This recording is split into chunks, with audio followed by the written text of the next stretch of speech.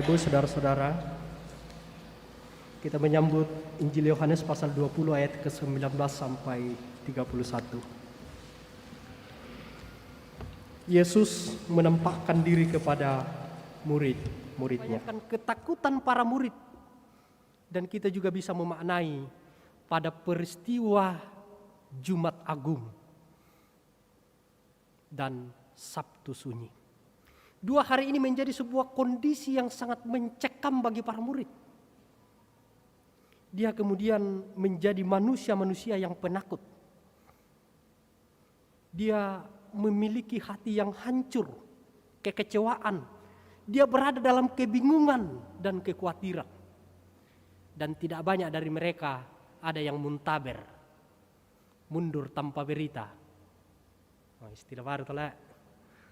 Jadi anda itu tahu tak yang ditiro tanpa sebab, muntaber itu, mundur tanpa berita. Dan ini yang kemudian dialami oleh para murid. Mereka menjadi orang yang penakut. Mereka menjadi orang yang kecewa. Jadi 2 hari itu menjadi suatu hari yang sangat menakutkan bagi mereka. Jumat Agung dan Sabtu Sunyi. Tetapi saudara-saudara yang kekasih dalam Tuhan, dalam kondisi mereka takut, dalam kondisi mereka kecewa, dalam kondisi mereka hancur, dia khawatir dan kebingungan, pada saat itulah apa yang terjadi Bapak Ibu. Selanjutnya bacaan kita kemudian menegaskan kepada kita selanjutnya. Pada waktu itu datanglah Yesus di tengah-tengah mereka dan berkata, "Damai sejahtera bagi kamu." Betapa kondisi yang kita bisa gambarkan di sini, ketakutan mereka. Kristus kemudian hadir dalam ketakutan. Para murid-murid mengatakan, "Damai sejahtera bagi kamu." Ada Kristus, dan Thomas menyaksikan Kristus yang telah bangkit, yang berada di depannya. Dan ungkapan, "Engkau Tuhanku dan Allahku," yang keluar dari mulut Thomas, dapat kita lihat juga dalam pengakuan gereja Toraja. Kita katakan apa? Yesus Kristus itulah Tuhan dan Juru Selamat. Dan ini ditempatkan pada mukadimah pengakuan gereja Toraja. Dan kita tiba juga pada pengakuan itu secara segereja Toraja, kita mengatakan dalam pengakuan itu bahwa Yesus Kristus itulah Tuhan dan Juru Selamat. Seperti pengakuan Thomas, "Engkau Tuhan dan Allahku."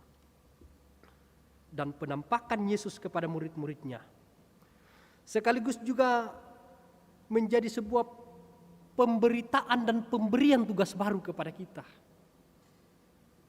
yakni tentang misi yang harus diemban oleh para murid-murid pada saat itu. Sebagaimana Yesus telah menerima misi dari Bapaknya dalam ayat 21 bahan utama kita. Karena itu Yesus menghembusi mereka yang ketiga kalinya. Dihembusi dengan Roh Kudus untuk mereka kemudian dapat menjadi saksi dan melanjutkan misi yang telah dilakukan oleh Yesus. Kemudian menjadi saksi bagi mereka untuk menerima pengampunan yang kekal kepada setiap yang mau menerimanya.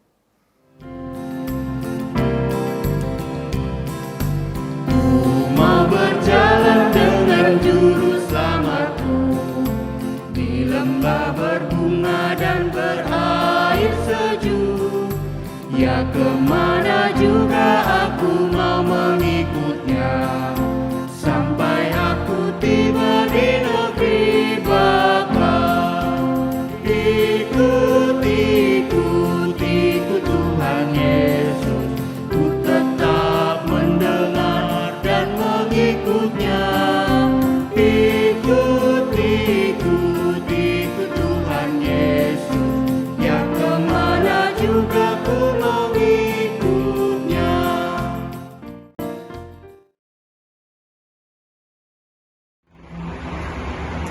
Oke, terima kasih. Kita sudah pelayanan di Gereja Toraja Surabaya, dan hari ini kita mau balik ke Malang. Ya, kita beres-beres dulu, tapi kita diajak ngopi di sana, jadi kita ngopi dulu sebelum kita balik ke Malang.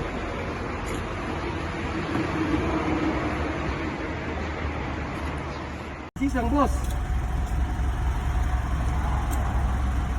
bertolak misal. Aku kerja kat kita orang kan. Anu, kopi dulu. Kerja kan kemai. Orang dah dulu. Ah, tak Bisa nada ada kan buat enggak ni cakap dia orang kasih duit.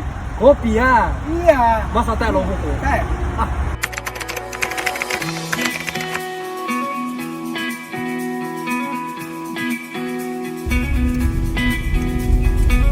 Your mouth is running again, and I can tell that your friends all wanna talk about it when they get home. Your window's open again, the fraying curtains that ends. I'd always love to pretend it's all fine.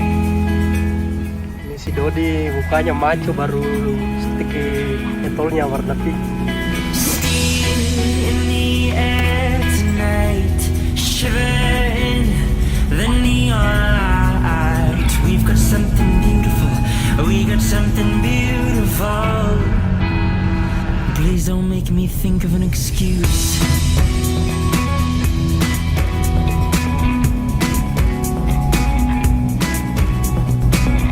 Nah, ini dia gereja Toraja Jemaat Surabaya. Modelnya rumah tonggolan Toraja.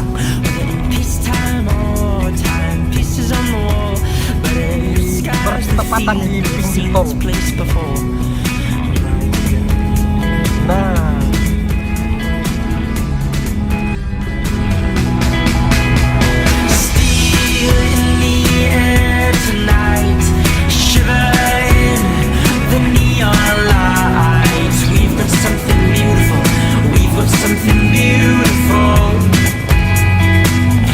Make me think of an excuse.